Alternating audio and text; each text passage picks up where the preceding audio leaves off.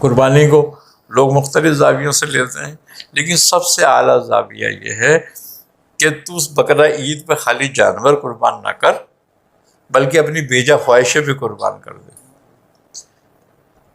اپنے بیجا تعلق بھی قربان کر دے۔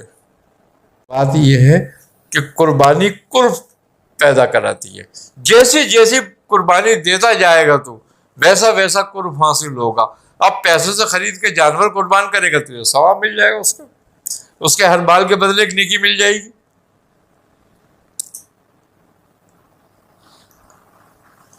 مگر یہ اسفل کی تو نے قربانی کری ہے، اس سے اعلیٰ جو قربانی ہے تیرے لیے وہ تیرا نفس ہے، تیری خواہش ہے، تو اب اعلیٰ کو بھی قربان کر، اس سے اعلیٰ کو بھی قربان کر۔ جب نفس قربان کرے گا تو نفس سے اعلیٰ روح ہے، تو تیری روح منور ہو جائے گی، تجھے روح کا قرب حاصل ہو جائے گا، اور جب تجھے روح کا قرب حاصل ہوگا، روح کا راز حاصل ہوگا اور روح کی معرفت حاصل ہوگی نفس کو قربان کرنے کے بعد، تو پھر تجھے رب کا مشاہدہ ہوگا، رب کی معرفت حاصل ہوگی۔ اللہ تبارک و تعالی نے اپنے لیے اسماعیل علیہ السلام کی قربانی مانگی۔ اب وہ ایک واقعہ ہے اور وہیں سے قربانی کا یعنی کہ قرب الہی کا قربانی کو ذریعہ بنا کر شروع ہوا سلسلہ۔ انسان اپنی اولاد یا دولت سے پیار کرتا ہے، اور اللہ تبارک و تعالی چاہتا ہے کہ یہ دیکھنا کہ اس کا تعلق مجھ سے کیسا ہے، تو وہ ہم اپنی اچھی چیز یعنی کہ دولت وغیرہ جس کو ہم زیادہ اپنا عزیز سمجھتے ہیں اس کو خرچ کرتے ہیں اللہ کی راہ میں، اور پھر قربان کرتے ہیں۔ اللہ کو خون گوشت نہیں پہنچتا مگر دل کی کیفیت اور اس کی محبت کا اظہار پہنچتا ہے، اس کا خلوص پہنچتا ہے۔ اب ایک کمال بات یہ ہے کہ تعلق مع اللہ کو بہتر بنانے کے لیے بندے کا، کہ بندہ تعلق اپنا اللہ سے بہتر بناتا ہے تعلق مع خلق کو ختم کر کے، اور خلق کو قربان کر کے خالق کی محبت حاصل کرنا۔ تو یہ قربانی کا مقصد ہے کہ قرب حاصل کرنے کے لیے ہم اسفل کو قربان کرتے ہیں اعلیٰ پر۔ تو اس کا مطلب یہ ہو گیا ایک سالک کے لیے یہ درس ہے کہ ہر وہ چیز جو غیر اللہ ہے، وہ تعلق مع اللہ کے لیے رکاوٹ ہے، تو اس کو قربان کر۔ اب قربان کرنے سے مراد دو باتیں ہیں۔ ایک بات تو جو ظاہری ہے کہ اب کوئی جانور وغیرہ قربان کر دیا جائے خرید کر، اور وہ بھی اس وقت ہے کہ جب وہ خالصاً للہ ہو، اللہ کے لیے ہو، وہ امارت کے لیے نہیں ہو، وہ دکھاوے کے لیے نہیں ہو، وہ ریاکاری کے لیے نہیں ہو، وہ اس لیے نہیں ہو کہ میرا نام ہو، اس لیے ہو کہ میرا تعلق اللہ سے جڑے، اور میں اللہ کے لیے یہ خرچ کر رہا ہوں اور اللہ کے لیے قربانی ہو رہی ہے، وہ اللہ کی راہ میں دے رہا ہوں۔ تو جتنی بھی انبیاء کی سنتیں ہیں، وہ خوبی کی بات یہ ہے تعلق اللہ کو بڑھانے کے لیے ہے، اللہ سے اپنا تعلق اپنا قرب بڑھانے کے لیے ہے۔ اب سالک کے لیے اس میں بیسیکلی یہ بات ہے کہ اللہ کے لیے تو جو قربان کر سکتا ہے وہ کر دے۔ مثال کے طور پر جانور قربان کیا، یہ مال ہو گیا، اپنے نفس کو قربان کر دے، اپنی خواہشوں کو قربان کر دے، اور جب تک تو یہ قربانی نہیں دیتا، جب تک کوئی بھی قربانی تجھے قرب الہی تک نہیں لے جا سکتی۔ یعنی کہ مال ایک اسفل چیز ہے، جیسے کہ اگر جان پہ کوئی بات بن آئے تو مال قربان کرنے سے اگر جان بچ رہی ہو تو قربان کر دو، اور کر دیتے ہیں لوگ، مال قربان کر دیتے ہیں، جان بچا لیتے ہیں۔ اگر پورا جسم بچ رہا ہے مگر جسم کا کوئی اعضا جا رہا ہے تو لوگ جانے دیتے ہیں کہ جسم کو بچا لو۔ ہر اسفل اعلیٰ پہ قربان ہو رہا ہے۔ اب عزت پہ بات آ گئی، اگر عزت بچ رہی ہے اور جان جا رہی ہے تو عزت بچا لو،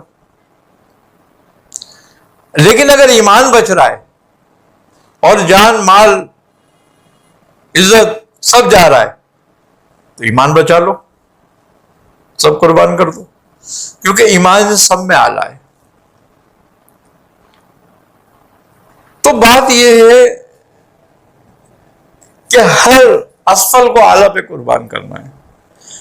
تو اسفل ہے، تیری خواہشیں اسفل ہیں، تیرے کام اسفل ہیں، یہ دنیا جہاں تو رہ رہا ہے وہ اسفل ہے۔ تو اب کیا تو اعلیٰ کے لیے اسفل کو قربان نہیں کرے گا؟ اور جب تک نہیں کرے گا اعلیٰ سے تعلق پیدا نہیں ہوگا، اعلیٰ سے فائدہ نہیں ہوگا، قرب نہیں حاصل ہوگا، ثواب حاصل ہو جائے گا۔ ہم دو ہاتھ معاملوں کے لیے قربانی کرتے ہیں، کسی بھی چیز کو، چاہے جان ہو، چاہے مال ہو، چاہے یہ ہو، چاہے جانور کی ہے، وہ یہ کہ ایک ثواب کے لیے اور دوسرے قرب محبت کے لیے۔ اب اگر ثواب کے لیے کر رہا ہے تو جیسے بھی کرے گا قربانی ثواب ہو جائے گا، لیکن قرب کے لیے جیسے بھی نہیں ہوگا۔ قرب کے خاص طریقے ہیں، اس کی قربانی خاص ہے۔ حضرت ابراہیم علیہ السلام جب اپنے بیٹے کو قربان کر رہے تھے تو ان کے صرف دل اور دماغ اور ان کی نیت میں اللہ کے لیے تھا، اللہ تھا بس، اور کچھ نہیں تھا۔ کہ آپ اپنے بیٹوں کو، اپنے مال کو، اپنی جان کو بھی آپ نے قربان کیا اللہ کے لیے کہ آگ میں ڈلوا دیا، اپنی عزت بھی قربان کری کہ کپڑے اتروا دیے اللہ کی راہ میں۔ یہ محبت کا تقاضا ہے کہ تو جو جو قربان کرتا جائے گا اس کی محبت بڑھتی جائے گی تیرے سے، اور تیرا اس کا قرب بڑھتا جائے گا، تو سابقون میں آ جائے گا، پھر اولئک مقربون کے مقرب ہو جائے گا۔ تو یہ قربانی کا ایک نظریہ ہے، ایک زاویہ ہے۔ قربانی کو لوگ مختلف زاویوں سے لیتے ہیں، لیکن سب سے اعلیٰ زاویہ یہ ہے کہ تو اس بقرہ عید پہ خالی جانور قربان نہ کر بلکہ اپنی بیجا خواہشیں بھی قربان کر دے، اپنے بیجا تعلق بھی قربان کر دے۔ یہ کام ثواب کی نیت سے مت کر، ثواب تو ایک ادنی درجہ ہے اس پر، یہ اللہ کے لیے کر کہ اس کی محبت حاصل ہو، یہ اعلیٰ درجہ ہے۔ تو دنیا اللہ کے لیے قربان کر رہا ہے، تجھے جنت دے گا آخرت میں۔ یعنی کہ تو آخرت کے لیے دنیا کو قربان کر رہا ہے، دنیا میں مال دولت زر اپنا قربان کر رہا ہے، اپنا وقت جا کے نماز کے لیے دے رہا ہے، قربان کر رہا ہے، تو یہ سب ثواب کے لیے اگر کر رہا ہے تو اس سے تجھے آخرت مل جائے گی۔ لیکن اگر یہ سب تو رب کے لیے کر رہا ہے تو پھر آخرت سے نظر ہٹا لے اور اپنے رب کی طرف نظر کر لے، تجھے رب مل جائے گا۔ تو پھر جنت تو ادنا درجہ ہے نا رب کے آگے، اگر اس کی محبت مل جائے جنت کیا ہے پھر؟ جس طرح انہوں نے تجھے دنیا دے دی ہے، تو نے مانگی تھی یا تو نے دنیا کے لیے کچھ کرا تھا ایسا کام کہ میں دنیا مجھے مل جائے گی؟ اور جو دنیا میں تجھے نعمتیں دے رہا ہے وہ کیوں دے رہا ہے؟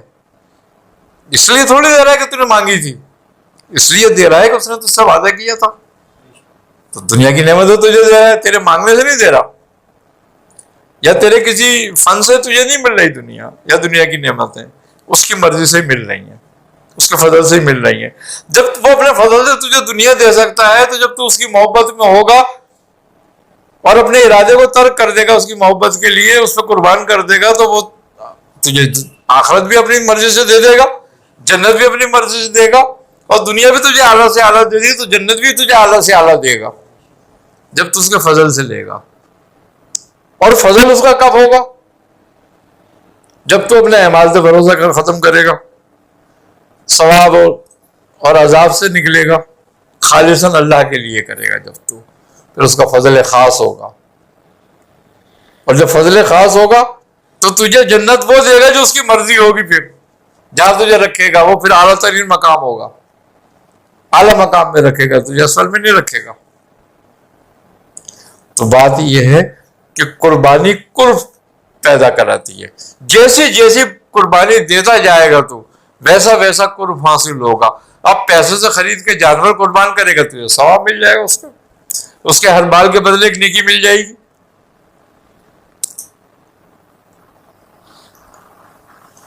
مگر یہ اسفل کی تو نے قربانی کری ہے، اس سے اعلیٰ جو قربانی ہے تیرے لیے وہ تیرا نفس ہے، تیری خواہش ہے، تو اب اعلیٰ کو بھی قربان کر، اس سے اعلیٰ کو بھی قربان کر۔ جب نفس قربان کرے گا تو نفس سے اعلیٰ روح ہے، تو تیری روح منور ہو جائے گی، تجھے روح کا قرب حاصل ہو جائے گا، اور جب تجھے روح کا قرب حاصل ہوگا، روح کا راز حاصل ہوگا، اور روح کی معرفت حاصل ہوگی نفس کو قربان کرنے کے بعد، تو پھر تجھے رب کا مشاہدہ ہوگا، رب کی معرفت حاصل ہوگی۔